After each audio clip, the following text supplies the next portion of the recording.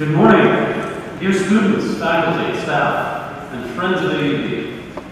I'm delighted to welcome you to this year's Founders Day Ceremony, which commemorates the establishment of this university 147 years ago. Founders Day is always an annual opportunity to consider what makes this university unique in the region and in the world. It's time to reflect upon the attributes and values that connect our storied past with our current prominence, and most importantly, with our aspirations for the future. First and foremost, we are a university in and of the Middle East and Lebanon, with its extremely diverse population and rich cultural milieu. This country, the small country of Lebanon, provides a fertile venue for a university in the liberal arts tradition. Lebanon lends its unique character to AUB, and certainly vice versa. Our founders, in choosing this city for their bold initiative, made a considered choice. In the university's charter, which was written in 1863, the text declares, Beirut or its vicinity as being the most eligible location for the college, both from the growing population and commercial importance of that city, and also from its central position in respect to the millions who speak the Arabic language throughout the East, and who, it is hoped, will ultimately be reached by influences flowing from this institution. Indeed, serving the peoples of the Middle East and beyond remains one of AUB's primary objectives and is a prominent part of our mission statement. Nor is it by any means outdated or obsolete. This local and regional focus continues to be crucial in setting our strategic goals and objectives for the future in terms of education, research, medical care, and outreach. Another mainstay of our unique character is a firm commitment to the liberal arts model of higher education. Since its beginning, the university's focus on humanistic values and character development has been our hallmark, and is why so many of our alumni speak of the transformative nature of an AUB education. In the reminiscences of Daniel Bliss, our first and longest-serving president described how the school sought to instill more than professional skills. Facts are the seeds of thought, and like seeds in the vegetable world, are of little value garnered up, but under the power of reason, will, and conscience are both made into ideals and laws that govern matter and mind. So at the commencement of the college, we endeavored to stimulate not the memory, which is usually well developed, but the reason and the other governing powers of the mind. In other words, we wish to make men who would see in all events the beauty and the glory of living. Today we are determined as ever to advance liberal education and the causes associated with it. Those of tolerance, open-mindedness, rational deliberation, scientific argument, and compassionate public service. Over the past 147 years, AUB has been acknowledged as a beacon of learning. We fully intend to stay true to this legacy in the years ahead, benefiting from, as we have in our long history, an engaged and phenomenally productive faculty, as well as academically competitive students who aspire to apply knowledge and research innovations to advance peace, justice, economic empowerment, and good health in our communities. In his keynote address today, Mr. Talal Shair will speak at greater length on why a liberal education is important, particularly at this time and place. But first, we have the opportunity to celebrate the creativity of our students with the annual Founders Day Student Essay Contest, now in its 15th year. This year's theme is the arts at AUB, a subject that resonates with both of the main pillars I've just described, liberal arts education and our regional focus. We believe that AUB has a role and responsibility to promote and preserve the arts and culture of Lebanon and the region through teaching and research, and by engaging the wider public and the partner institutions internationally. To this end, we are committed to increasing our academic programs in arts, building our own collections of art, increasing the variety of live performances on campus, and to develop an increasingly ambitious program of art exhibitions and collaborative initiatives with other institutions. With this in mind, our undergraduate students were asked to think about the arts and what AUB's role should be now and in the future. They were also invited to consider the place of the fine arts in the modern world, the broader purpose of art, and the art scene in Lebanon. And before announcing the winners, I want to extend my special thanks to the faculty committee who were asked to review and judge the submissions. Dr. Rico Francis, Associate Professor in the Department of Fine Arts and Art History, as well as Director of AUB's Galleries and Collections. Dr. Angela Harutunian, Assistant Professor in the Department of Fine Arts and Art History, and Dr. Lina Hagee, Associate Professor in the Department of Architecture and Design. I also want to express my personal appreciation to all the students who took the time to write an essay this year. This year, the committee chose to recognize two outstanding essays. Second prize has been awarded to Mark Hyatt, a junior in the Faculty of Arts and Sciences majoring in English literature. The selection committee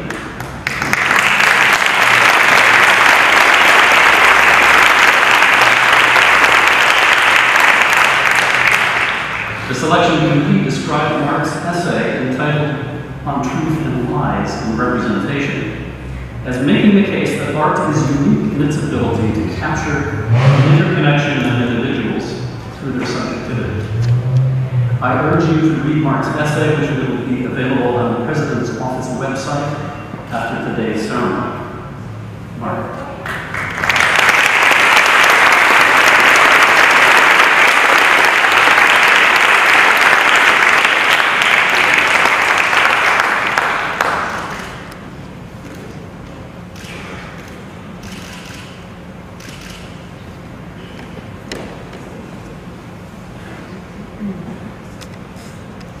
First prize in the contest this year has been awarded to senior Janan Mohammed, who is also in the Faculty of Arts and Sciences and also majoring in English literature.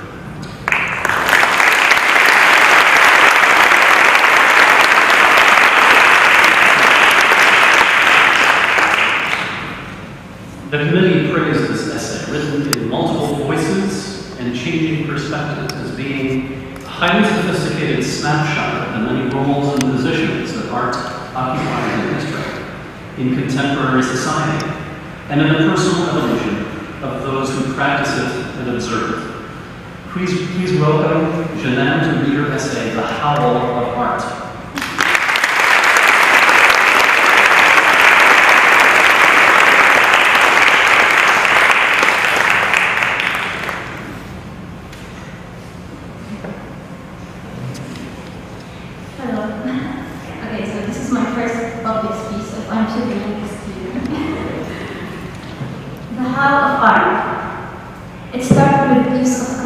Roll it until it's soft, then begin. Here, have some crayons and with case-colored pencils. Then there was the perfect circle. Do not use compass, this is not math class. The house came after. Add some windows and some curtains. Versailles corner in the corner, Versailles sun in the corner of the paper. Let me give you these watercolor pencils. Now, a piece of charcoal. Do not let it for your hookah. It is your crying for the whitest piece of paper. And that's, my ladies and gentlemen, an introductory class to arts. But it does not end here, and it did not begin from here either. Welcome to your advanced class. Now you understand more about art. I'm the course that you take C9 on your transcript. Today you get to draw and color whatever you want. So get out a piece of paper and a pen and start copying the guidelines. Be creative and do whatever I tell you. Forget about coloring inside the lines. Scribble and scrabble.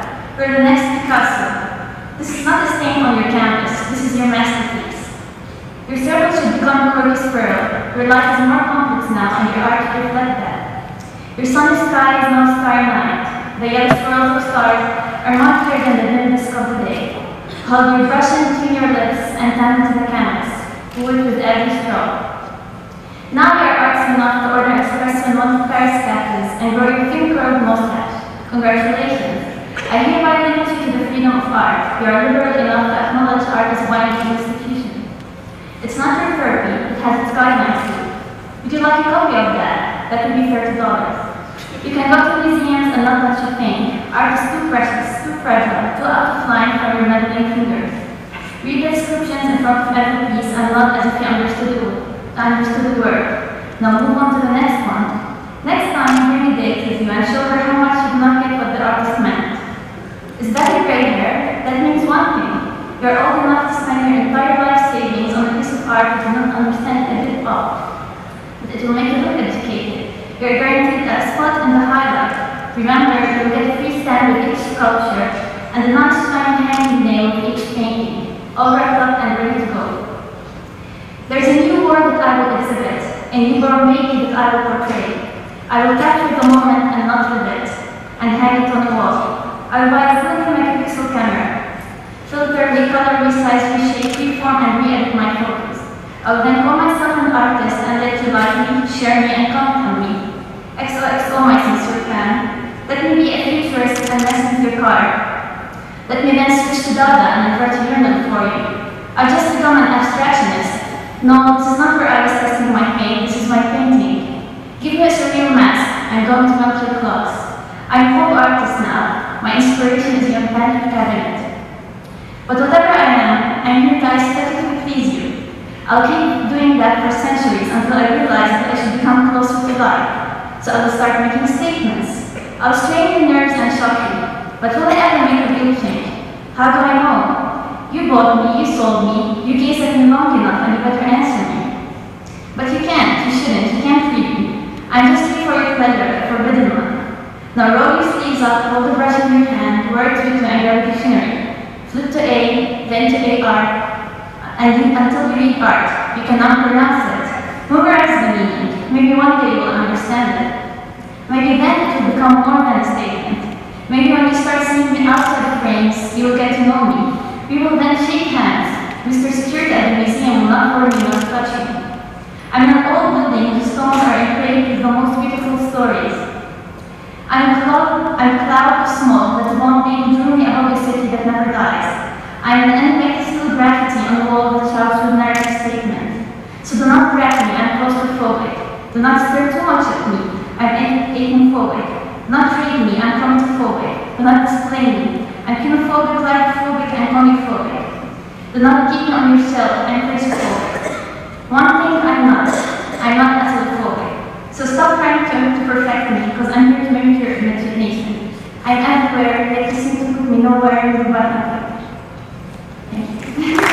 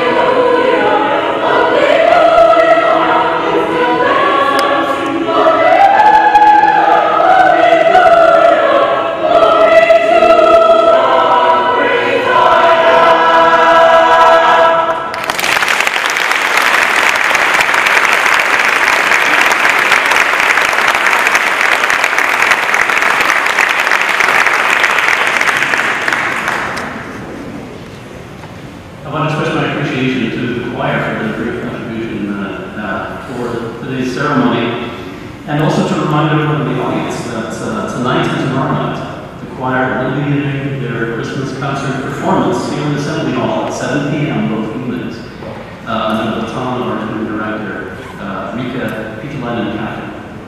I hope you'll be able to join us for this very festive occasion. And I really have a chance to thank our organist, Dr. Ramzi Bahalecki, for marching us in and out of this hall and for his artistry on the organ on many other occasions. So,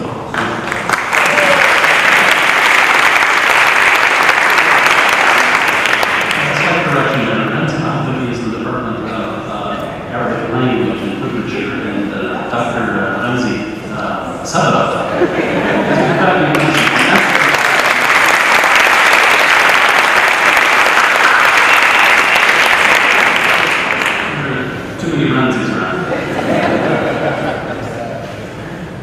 So it is now a distinct pleasure for me to introduce the keynote speaker for today's Founders Day Ceremony, Mr. Talal Shair, CEO and Chairman of Dar Al Handasah, and a distinguished member of AUB's Board of Trustees.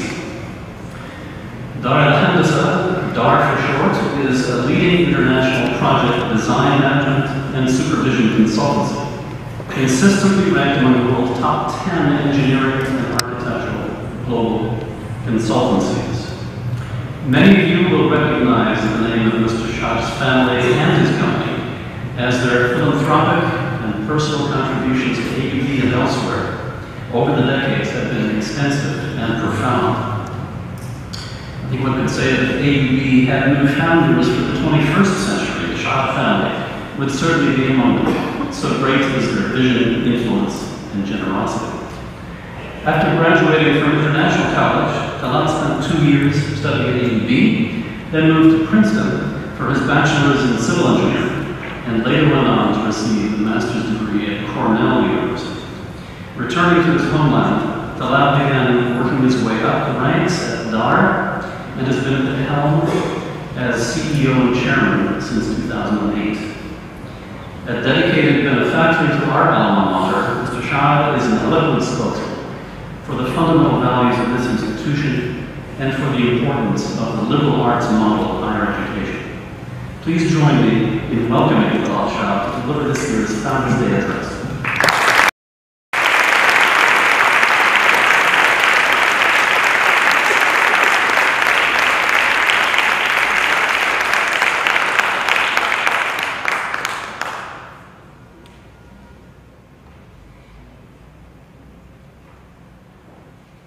Thank you, Dr. Dolman, for this kind introduction.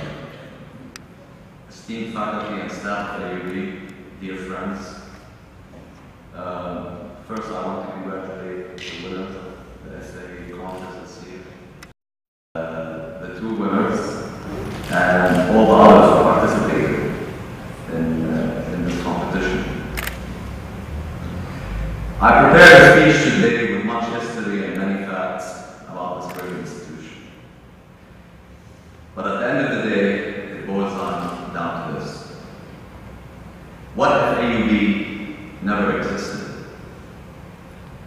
Where would we be as Arabs, Lebanese, and many other nationalities in this world? I see success stories all over the globe, and the primary reason, an education that makes you think, analyze, be critical of your own prejudices, and train you to be a leader in this global society. So what is a true leader? When I researched what the founders were thinking of, and if I had to be rational, I would say possible.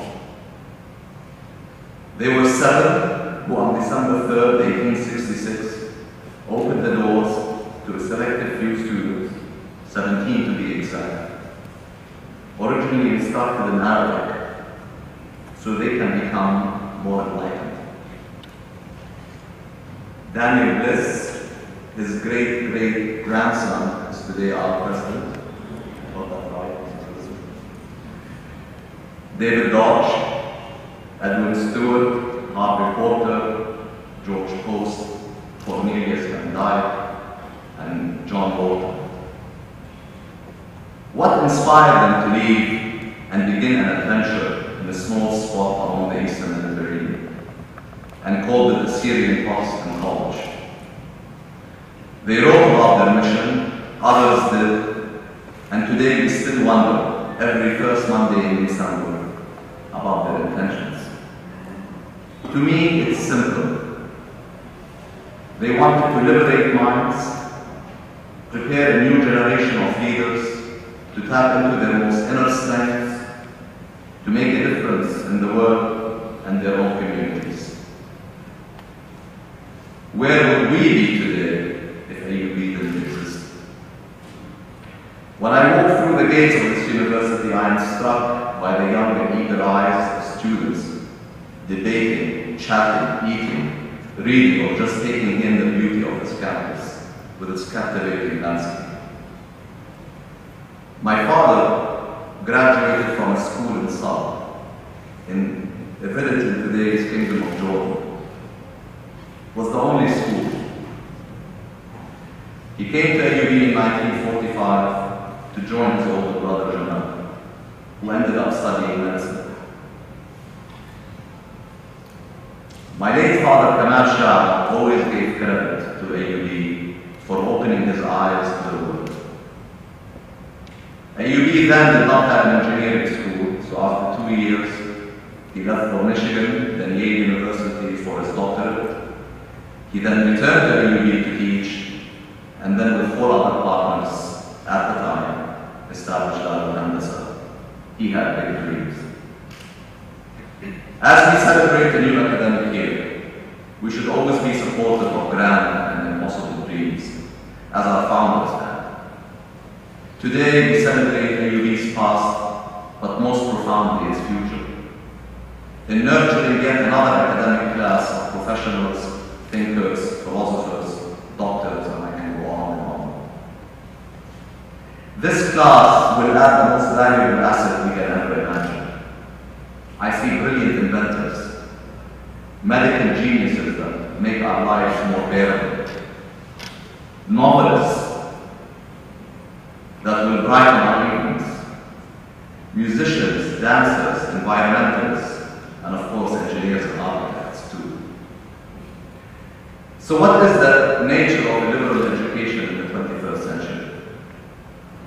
Rebecca Chopp, president of Swarthmore, one of the US's most distinguished liberal arts colleges, recently summarized what she considered the 3 fundamental principles of a liberal arts education in today's world.